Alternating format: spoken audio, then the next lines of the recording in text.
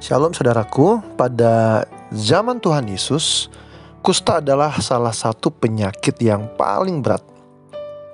Masyarakat saat itu menganggap kusta sebagai kutukan dari Tuhan yang merupakan hukuman atas dosa-dosa penderitanya. Akibatnya, penderita kusta dianggap najis, dijauhi, dan diasingkan. Di Lukas 17 ayat 11-19 dikisahkan, di sebuah desa di perbatasan antara Samaria dan Galilea, 10 orang penderita kusta datang menemui Yesus. Mereka merayunya untuk mendapatkan belas kasihan agar mereka sembuh. Yesus menjawab mereka dengan mengarahkan mereka untuk menemui para imam. Dan ketika mereka sedang dalam perjalanan menuju para imam, mereka sembuh dari penyakit mereka. Namun saudaraku, hanya satu dari mereka yang kembali kepada Yesus untuk mengucapkan terima kasih dan memuliakan Allah. Orang itu adalah seorang Samaria.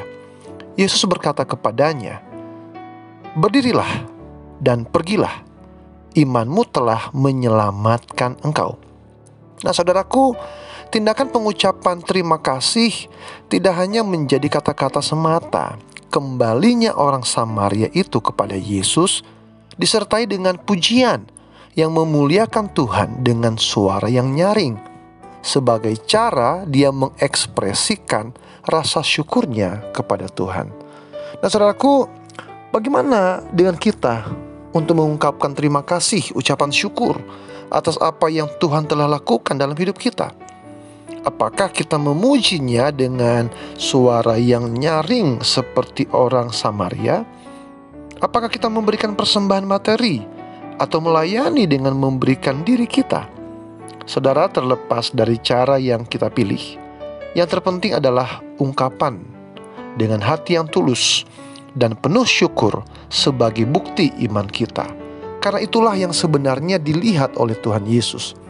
Nah saudaraku, dalam Mazmur 107 ayat 21 sampai dengan 22, kita diajak untuk memuji Tuhan karena kasih-Nya yang besar. Biarlah mereka bersyukur kepada Tuhan karena kasih setia-Nya, karena perbuatan-perbuatan yang ajaib terhadap anak-anak manusia. Biarlah mereka mempersembahkan korban syukur dan menceritakan pekerjaan-pekerjaannya dengan sorak-sorai. Dan dalam 1 Tesalonika 5 ayat 18, Rasul Paulus juga menasihati kita agar senantiasa bersyukur dalam segala hal. Mengucap syukurlah dalam segala hal, sebab itulah yang dikehendaki Allah di dalam Kristus Yesus bagi kamu. Jadi saudaraku yang dikasihi oleh Tuhan Yesus, marilah kita mengucapkan terima kasih dan mengucap syukur kepada Tuhan dengan sukacita dan hati yang tulus.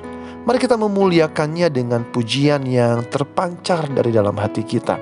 Dan marilah kita hidup dalam penghargaan dan rasa syukur yang mengalir dalam setiap langkah hidup kita sebagai bukti nyata dari iman kita kepada Tuhan. Kiranya Tuhan memberkati kita semua dalam hidup yang penuh dengan ucapan syukur dan pujian kepadanya. Tuhan memberkati. Shalom.